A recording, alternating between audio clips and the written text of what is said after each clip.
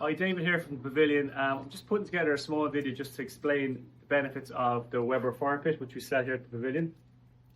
So basically, if you're having a barbecue, and obviously with the Irish weather, it gets cold in the evenings, the fire pit kind of helps you to keep warm. You can stay outside a bit longer, especially when you're barbecuing. So with the fire pit, you just use regular kindling to light it up. When you are lighting it, make sure the lid is blocking the wind because it helps the flames pick up quite nicely. And then what I like to do at home when I'm barbecuing this is once the embers begin to die down, if you wanted it with the kids, obviously be very, very careful. I like to put the fire pit up on a table, but you can also have it on the floor. It's completely up to yourself. But a nice idea would be to do the classic s'mores. So I just have a skewer here, which is a selection of marshmallows on. So again, you could do it or get the kids to do it, but you just want to get a nice bit of colouring onto the marshmallows. So obviously, as they get golden brown, they'll start to caramelize nicely. And you want to try and get them nice and sticky. So the secret really to a good s'more is to get as much colour on these. Obviously, you don't want it to go black, but a nice caramel colour.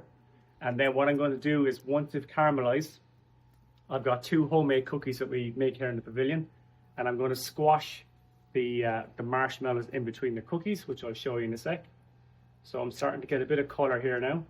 So with the skewers, make sure that they're nice and long so your hands aren't too close to the flame. As you can see, my hand is over the edge here. So I'm beginning to get lovely colour on this now. And again, this is rocket science. It's a very simple thing.